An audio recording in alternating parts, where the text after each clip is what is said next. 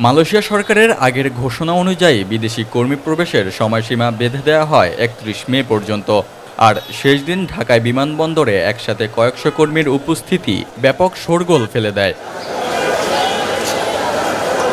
সেই কর্মীদের মধ্যে কেউ টিকিট বা ফ্লাইট সংকটে, আবার অনেকে মধ্যস্বত্বভোগী ও কিছু রিক্রুটিং এজেন্সির অনিয়মসহ নানা কারণে যেতে পারেননি মালয়েশিয়ায়। তবে এই সংখ্যা কত তার সঠিক তথ্য না থাকায় গণমাধ্যমেও প্রচার হয় ভিন্ন ভিন্ন সংখ্যা।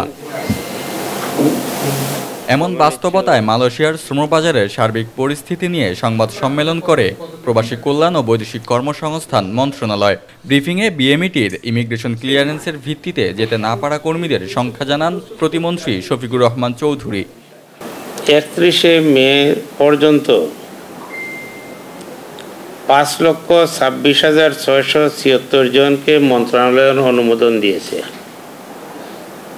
বিএমইটির ছাড়পত্র আমরা দিয়েছি ৪,৯৩,৬৪২ জন।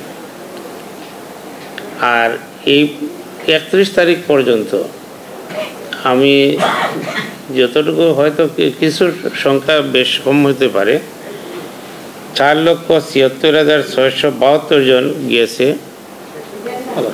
মালয়েশিয়া। সেই হিসাবে কম বেশি ১৬,৯৭০ জন যাইতে পারে নাই। আর যারা যাইতে পারে নাই, যারা এই সমস্ত ব্যাপারে আমি গতকালকেও বলেছি, আমরা একটা তদন্ত কমিটি করেছি।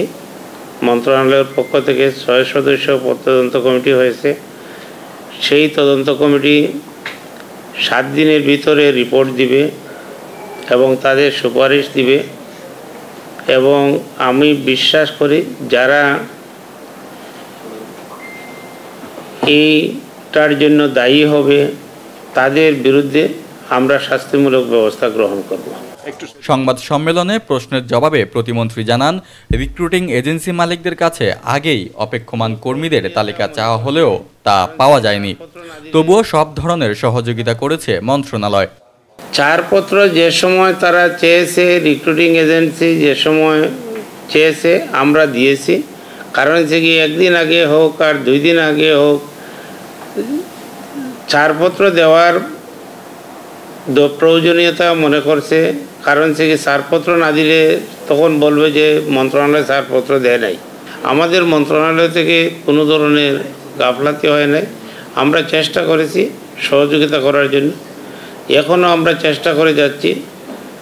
আমরা 1 সপ্তাহ আগে চিঠি দিয়েছিলাম যে আমাদেরকে আরও 1 সপ্তাহ বাড়ানোর জন্য মালয়েশিয়ান গভর্নমেন্টকে আমাদের মালয়েশিয়ান হাই কমিশনের মাধ্যমে আমরা পাঠিয়েছি চিঠি। আমরা এখনও মালয়েশিয়ান অ্যাম্বাসেডর যিনি বাংলাদেশে নিযুক্ত আছেন ওনার সাথে আলাপ করেছি।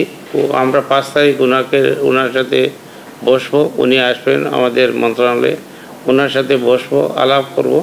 এবং যারা ক্ষতিগ্রস্ত হয়েছে তাদেরকে, যারা যাওয়ার জন্য অতি আগ্রহে টাকা পয়সা খরচ করেছেন, তাদেরকে অগ্রাধিকার ভিত্তিতে যাতে দেওয়া হয়, দিতে পারি, মালয়েশিয়া যাইতে পারে, সেই ব্যবস্থা গ্রহণ করার জন্য আমরা কাজ করে যাচ্ছি। ঘটিত তদন্ত কমিটি অনিয়ম বা দায়ীদের খুঁজে বের করতে পারলেও যেই কর্মীরা কয়েক হাত বদল করে 5 থেকে 6 লাখ টাকা পর্যন্ত খরচ করেছেন তাদের কি হবে?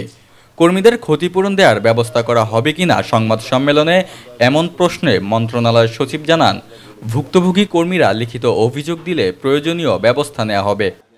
যারা ক্ষতিগ্রস্ত বা যারা হয়রানির শিকার হয়েছেন তারা যদি এই কমিটির কাছে তাদের অভিযোগটা জানান, আমরা ডেফিনেটলি দেখব এবং সেটা একদম পার্টিকুলার ওইভাবেই ওই কেসগুলো দেখা হবে। কিন্তু যারা ক্ষতি যদি হয়ে থাকে তাদের ক্ষতিটা পূরণ করা। মালয়েশিয়ার শ্রমবাজার আবারও চালু হবে এবং কর্মীরা ভোগান্তি ছাড়াই দেশটিতে যেতে পারবেন বলে আশা প্রকাশ করা হয় সংবাদ সম্মেলনে। কর্মীদের রাকিব হাওলাদার, প্রবাস বার্তা, ঢাকা।